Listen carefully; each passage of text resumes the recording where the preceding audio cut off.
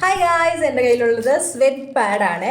ഞാൻ പല ബ്രൈഡ്സിനും ഇത് യൂസ് ചെയ്യാറുണ്ട്. ഭയങ്കര ഹെവി വർക്ക് ചെയ്തിട്ടുള്ള ബ്ലൗസൊക്കെയാണ് അവർ ഇടുന്നതെന്നുണ്ടെങ്കിൽ ഇത് അവോയ്ഡ് ചെയ്യാം. കാരണം ഇതുകൂടെ വെച്ചിട്ട് അവർക്ക് ബുദ്ധിമുട്ടുണ്ടാക്കണ്ട. അല്ലാത്ത കേസ് റിസപ്ഷൻ അങ്ങനത്തെ വരുമ്പോഴത്തേക്കിനും ഒരു പ്ലെയിൻ സൈഡാണ് നമ്മുടെ അണ്ടർആമിൻ്റെ കേസിൽ വരുന്നതെന്നുണ്ടെങ്കിൽ, ഒരു സൈഡാണ് വരുന്നതെന്നുണ്ടെങ്കിൽ നമ്മൾ സ്വെറ്റ് പാഡ്സ് യൂസ് ചെയ്തിട്ടുണ്ടെങ്കിൽ ഭയങ്കര ബെറ്റർ ആയിരിക്കും. കാരണം അതായത് നനഞ്ഞിട്ടുണ്ടെങ്കിൽ ആ ഒരു ഷെയ്ഡ് വേറെ ആയിട്ട് നനഞ്ഞിരിക്കുന്ന പോലെ ഫീൽ ചെയ്യുന്നുണ്ടെങ്കിൽ ഫോട്ടോസ് വീഡിയോസിലൊക്കെ ഭയങ്കര അലമ്പായിരിക്കും. അപ്പോൾ അത് അവോയ്ഡ് ചെയ്യാൻ വേണ്ടിയിട്ട് ഞാൻ യൂസ് ചെയ്യുന്ന സംഗതിയാണിത്. അതായത് നമ്മുടെ മേക്കപ്പ് സ്റ്റാർട്ട് ചെയ്യുന്ന ഡ്രസ്സിങ് ടൈമിൽ തന്നെ ഇതൊന്ന് ജസ്റ്റ് ഒന്ന് ഒരു പേരെടുത്തിട്ട് നമ്മളൊന്ന് ആ ഡ്രസ്സിലൊന്ന് ഒട്ടിച്ചു കൊടുത്തിട്ടുണ്ടെങ്കിൽ നല്ല രീതിക്ക് നീറ്റ് ആൻഡ് ക്ലീൻ ആയിട്ടിരിക്കും.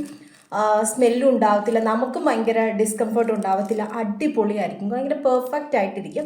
അപ്പോൾ നിങ്ങൾ ചിലപ്പോൾ നിങ്ങളുടെ മേക്കപ്പ് ആർട്ടിസ്റ്റോ അല്ലെങ്കിൽ നിങ്ങളുടെ ഡിസൈനറോ എല്ലാവരും ചിലപ്പോൾ മറന്നു പോകാൻ ചാൻസ് ഉള്ള ഒരു ഏരിയ ആണിത്.